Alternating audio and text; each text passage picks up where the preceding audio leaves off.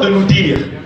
Il nous l'a dit hier, il nous l'a dit ce matin, il nous l'a dit fortement cet après-midi, et il va nous le dire encore ce soir. Et Jésus leur dit encore, Jésus ne cesse de permettre que les serviteurs de Dieu rappellent la parole de Dieu, et l'apôtre Saint Paul disait, je ne cesse de vous répéter les mêmes choses, car pour vous elles sont salutaires. Jésus encore parlait, Jésus encore interpellait les gens, Jésus encore appelait les gens. Vous savez, les gens étaient devant Jésus, et Jésus disait, vous ne voulez pas venir à moi. Alors certainement qu'un apôtre a dû se poser la question, en se disant, mais Seigneur, mais ils sont tous là devant toi. Tu dis qu'ils ne veulent pas venir, mais ils sont là, ils sont collés à ta peau, à ton vêtement. Tout le monde te touche. Et tu dis qu'ils ne veulent pas venir à toi. Et Jésus donne la réponse. Il dit, vous ne voulez pas venir à moi pour avoir la vie. Et je pense que nous sommes venus à ce séminaire, non seulement pour être là présent de corps, mais présent de corps, âme et esprit, afin que tout notre être entier, de quoi nous sommes composés, profite de la présence de Dieu. Votre corps a besoin de la présence de Dieu. Nous on pense c'est l'âme, l'esprit, mais le corps avec a besoin. Parce que lorsqu'on donne sa vie à Dieu, lorsqu'on vit pleinement pour Dieu, c'est marqué dans la Bible, on prolonge nos jours au contact du Seigneur. Alors je lis cette lecture pour vous. Jésus leur dit encore, en vérité, je vous le dis, je suis la porte des brebis. Et tous ceux qui sont venus avant moi, ce sont des voleurs et des brigands. Mais les brebis ne les ont pas écoutés. Amen. Je suis la porte. Si quelqu'un entre par moi, il sera sauvé. Il entrera, il sortira la liberté.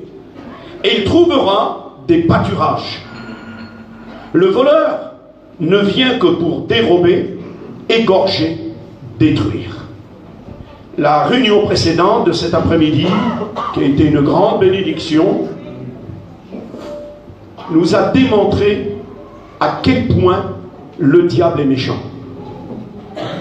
À combien le diable est capable de vouloir terrasser des familles, séparer des familles, faire pleurer des mamans, faire pleurer des papas, faire pleurer des enfants. Il est venu pour voler, et c'est de ça que je voudrais vous parler ce soir, du vol. Le plus grand des voleurs, c'est pas un gitan. Les sédentaires disent des gitans, les voleurs de poules ou les voleurs d'autres choses.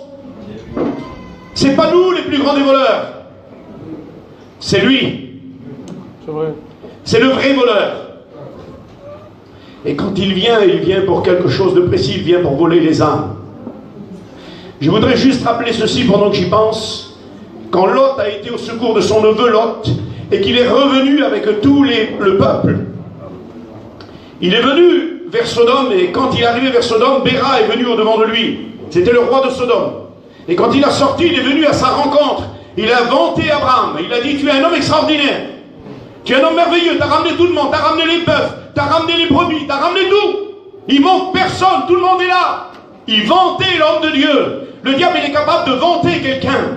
Souvenez-vous de cette femme qui était derrière l'apôtre Saint Paul et qui disait, qui criait à haute voix, regardez cet homme-là, ces hommes-là, ce sont des saints hommes de Dieu. Béra, c'est le diable. C'est celui qui brûle et qui veut que tu brûles avec. Le diable est capable d'élever un prédicateur, il est capable d'élever une église, il est capable de faire croire qu'on est quelque chose. On enlève la croix, on n'est plus rien.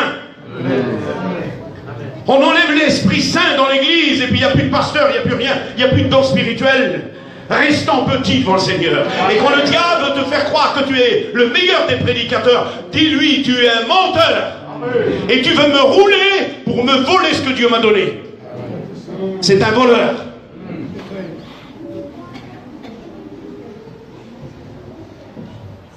Quand Abraham s'est approché,